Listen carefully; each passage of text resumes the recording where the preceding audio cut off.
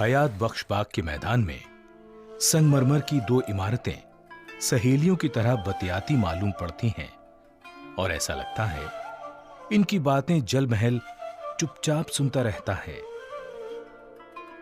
उत्तर की इमारत सावन है तो दक्षिण वाली है भादों।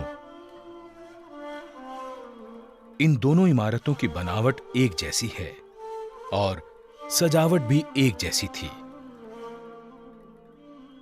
पानी गिरने से इनमें से जो आवाज होती थी वो बारिश जैसी लगती थी।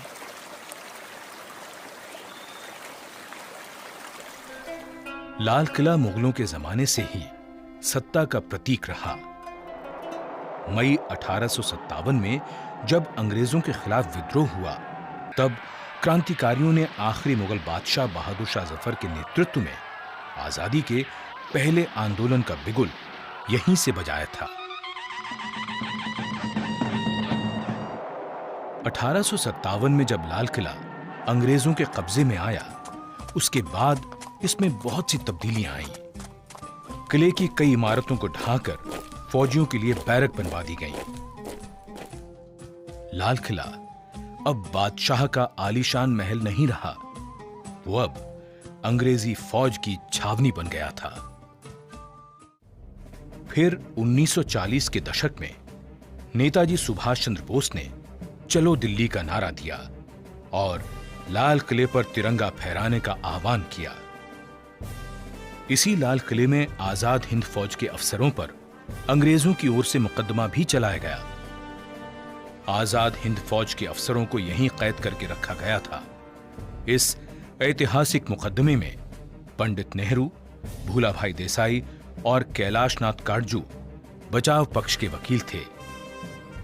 उस वक्त ये नारा देश भर में गूंजा था, लाल किले से आई आवाज, सहगल ढिल्लों शाहनवाज। लाल किला मुगल साम्राज्य के वैभव, शान शौकत, विलासिता और गौरव का गवाह है तो उसने मुगलिया सल्तनत के पतन को भी देखा है। बादशाहों की मजबूरियों पर आंसू बहाए हैं, जालिमों के जुल्म और लुटेरों की लूट दर्ज की है। अंग्रेजों के खिलाफ एक बादशाह के नेतृत्व में क्रांतिकारियों को लड़ते देखा है। आजाद हिंद फौज के अधिकारियों और जवानों पर मुकदमे की बहस को सुना है। स्वाधीनता के लिए देश से उठती आवाजें भी इसके कानों तक पहुंची हैं और यही लाल किला आजादी मिलते ही मानो सबकी यादों में बस गया जब इसकी प्राचीर से पहले प्रधानमंत्री ने तिरंगा फहराया था।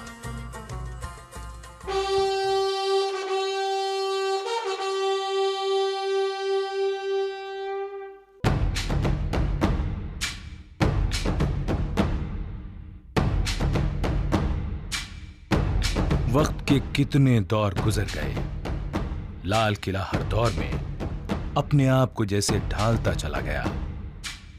इमारतें बनती हैं, मिटती हैं, किले भी आबाद होते हैं, उजड़ जाते हैं, लेकिन लाल किले जैसा कौन बनता है? सिर्फ लाल किला।